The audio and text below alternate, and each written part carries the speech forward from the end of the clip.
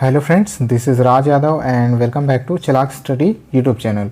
दोस्तों, आज का ये जो क्लास 17 है वो एनसीईआरटी का लास्ट चैप्टर है। ठीक है, लास्ट क्लास है ये एनसीईआरटी के बेस पर जो हम लोग सीटेट पेपर 1 की जो तैयारी कर रहे हैं, क्लास 3 से क्लास 5 तक की जो एनसीईआरटी ईवीएस की हम लोग कर रहे थे, उसका आज लास्ट चैप्टर यहाँ पर एंड हो जाएगा। लास्ट क्लास है ये। इसके बाद जो ईवीएस की क्लास होगी उसमें हम ईवीएस की पेडागोजी स्टार्ट करेंगे। ठीक है, तो इसके पिछले क्लासेस को अगर आप लोगों ने अभी तक नहीं देखा होगा तो नीचे डिस्क्रिप्शन बॉक्स में आपको लिंक मिल जाएगी। एक लिंक के जरिए आप सारे क्लासेस को एक साथ देख सकते हैं। ये टोटल 17 वीडियोस हो जाएंगे जो कि एनसीईआरटी के क्लास 3 से क्लास 5 तक के सारे इसमें इंपॉर्टेंट टॉपिक इसमें कवर हो जाएंगे। अगर इतने टॉपिक को आप पढ़ लेंगे तो आपकी जो एनसीईआरटी में जो कंटेंट का जो पार्ट आता है, ठीक है, आपके एग्जाम में एनसीईआरटी से जो क्वेश्चन आते हैं वो ऑलमोस्ट सारे क्वेश्चन यहाँ पर कवर हो जाएंगे इन 17 क्लासेस में। सारे क्लासेस छोटे छोटे से हैं। ठीक है, 5-5, 6-6 मिनट के क्लासेस हैं, कोई ज़्यादा बड़े नहीं हैं। तो सारे क्लासेस को आप एक बार देख लीजिएगा, उससे आप नोट्स बना लीजिएगा जो कि आपके एग्ज़ाम से पहले काफ़ी हेल्पफुल साबित होंगे। तो चलिए दोस्तों, आज का ये वीडियो स्टार्ट करते हैं। इस सीरीज़ में हम लोग की कोशिश ये रहेगी कि थोड़े से एफर्ट के साथ आप लोग जो है इस ईवीएस में पूरे 30 में से 30 अंक भी लेकर के आ सकते हैं। आगे बढ़ते हैं। क्लास को स्टार्ट करने से पहले अगर आप लोग चैनल पर नए हैं तो चैनल को एक बार सब्सक्राइब जरूर कर लीजिएगा, क्योंकि इस चैनल पर आपकी तैयारियों से रिलेटेड रेगुलर क्लासेस जो हैं डेली बेसिस पर अपलोड होते रहते हैं। क्लास अगर पसंद आता है तो लाइक शेयर आप कर दीजिएगा। टेलीग्राम चैनल ज्वाइन कर लीजिएगा, वहाँ पर आपको इंपॉर्टेंट पीडीएफ अवेलेबल होते रहते हैं टाइम टाइम पर। इसके साथ ही अगर आप चाहें तो मुझे इंस्टाग्राम पर भी फॉलो कर सकते हैं। चलिए आज का क्लास स्टार्ट करते हैं। सबसे पहला पॉइंट यहाँ नोट कीजिएगा, कुडुख एक इंपॉर्टेंट वर्ड है, इसको याद रखिएगा, नोट कर लीजिएगा। कुडुख झारखंड में आदिवासी लोगों का एक समुदाय है। तो कुडुख या तो इस तरह लिखा रहेगा या फिर क की जगह ख की जगह आपका क भी लिखा हुआ आ सकता है। ठीक है, तो दोनों तरीके से इसको कहा जाता है। तो कुडुख जो है झारखंड में आदिवासी लोगों का एक समुदाय है। तोरांग एक इम्पॉर्टेंट वर्ड और है, तोरांग। कुडुख भाषा में जंगल को तोरांग कहा जाता है। तो तोरांग किसे कहते हैं? कुडुख भाषा में जंगल को कहते हैं तोरांग। तो ये दोनों इंपॉर्टेंट पॉइंट हैं, दोनों को नोट कर लीजिएगा दोस्तों। आगे बढ़ते हैं। आगे है राइट टू फॉरेस्ट एक्ट 2007, यानी कि जंगल कानून। जंगल कानून 2007 यहाँ पर दिया गया है। इसके बारे में थोड़ा सा जान लीजिएगा। इसके अनुसार जो लोग जंगल में 25 सालों से रह रहे हैं उन्हें उन जंगल तथा वहाँ पर उगने वाली चीज़ों पर अधिकार है। ठीक है, वहाँ उनको अधिकार दिया जाता है। जो लोग 25 सालों से वहाँ पर रह रहे हैं उनको ज़बरदस्ती वहाँ से हटाया नहीं जा सकता। जंगल की सुरक्षा का कार्य भी उनकी ग्राम सभा द्वारा किया जाएगा। तो इसमें 2-3 चीज़ें याद रखिएगा कि किनको ये अधिकार दिया जाता है, जो कि 25 सालों से रह रहे हैं। और 25 सालों से रहने वाले लोगों को जो है जंगल में उगने वाली जो भी चीज़ें वहाँ उपजती हैं उनके ऊपर उनका अधिकार माना जाता है, दिया गया है उनको अधिकार। उनको ज़बरदस्ती वहाँ से नहीं हटाया जा सकता। और जंगल की जो सुरक्षा है वो भी उनके ग्राम सभा द्वारा किया जाएगा, ऐसा उनको अधिकार दिया गया है। ठीक है, और ये जो है राइट टू फॉरेस्ट एक्ट 2007 है, इसको भी याद रखिएगा आप लोग। चलिए आगे बढ़ते हैं। नेक्स्ट पॉइंट यहाँ पर है एक टीन जमीन।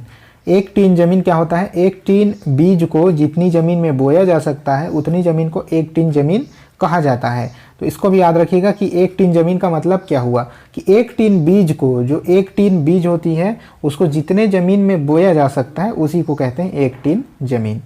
नेक्स्ट पॉइंट है झूम खेती। ये इंपॉर्टेंट पॉइंट है, ठीक है, इसको याद रखिएगा। नेक्स्ट पॉइंट जो है वो है झूम खेती। आप लोगों ने सुना होगा, पढ़ा भी होगा इसके बारे में। झूम खेती क्या होता है एक बार और समझ लीजिए। एक फसल को काटने के बाद ज़मीन को कई वर्षों तक खाली छोड़ दिया जाता है। उसमें जो झाड़ या घास उग जाती है, ठीक है, उसमें जो भी झाड़ या फिर घास उग जाते हैं उसे उखाड़ते नहीं हैं बल्कि काट कर जला देते हैं। काट देते हैं जितना काटने बनता है और उसके बाद उसको जला देते हैं, उखाड़ा नहीं जाता है। उनकी राख ज़मीन को उपजाऊ बनाती है। खेती बोने के लिए ज़मीन को जोतते नहीं हैं बल्कि हल्का हल्का खोद देते हैं। तो इस तरह से होता है झूम खेती। कौन कौन सा प्रोसेस हुआ? सबसे पहले तो एक फसल को काटने के बाद ज़मीन को कई वर्षों तक खाली छोड़ दिया जाता है। उसके बाद उसमें जो झाड़ या घास उगते हैं उनको उखाड़ते नहीं है बल्कि काट के और फिर वहाँ पर जला देते हैं। उसकी राख ज़मीन को उपजाऊ बना देती है। और खेती बोने के लिए ज़मीन को जोतते नहीं है बल्कि हल्का हल्का उसको खोद दिया जाता है।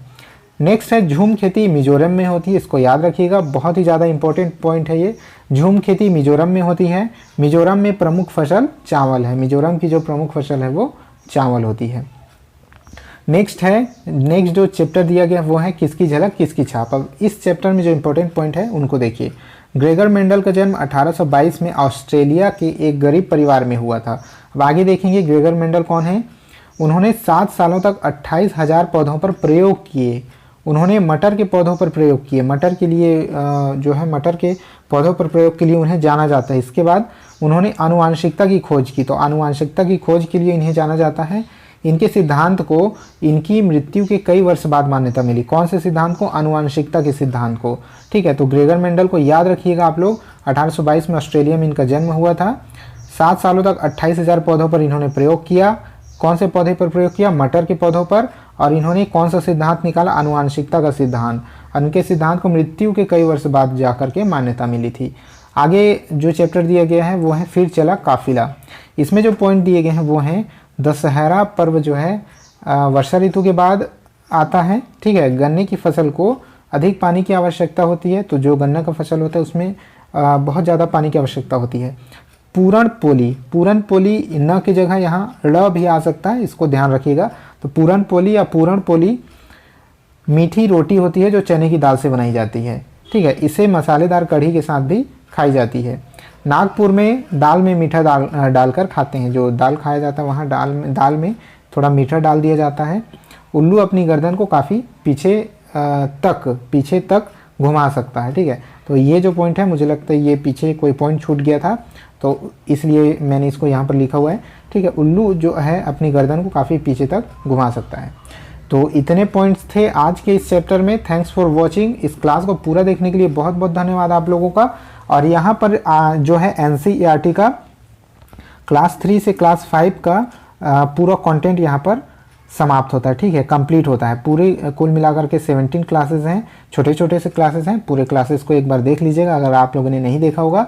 और सभी को देख करके आपको पॉइंट जो है आपके छोटे छोटे नोट्स आपको बना लेने हैं, शॉर्ट नोट्स जिसको कहते हैं, और जो कि एग्ज़ाम के लिए आपके लिए बहुत ही ज़्यादा हेल्पफुल साबित हो सकते हैं। इस वीडियो में इतना ही था। पसंद आया होगा तो लाइक शेयर ज़रूर कर दीजिएगा। आगे के वीडियो में हम लोग नेक्स्ट जो क्लासेस होंगे उसमें हम लोग इसका पेडागोजी देखेंगे। तो आगे के लिए चैनल को सब्सक्राइब करके ज़रूर रख लीजिएगा। ठीक है, इसमें EVS की पेडागोजी और CDP भी हम लोग बहुत जल्द स्टार्ट कर देंगे। इस वीडियो में इतना ही। मिलते हैं नेक्स्ट वीडियो में, तब तक के लिए जय हिंद।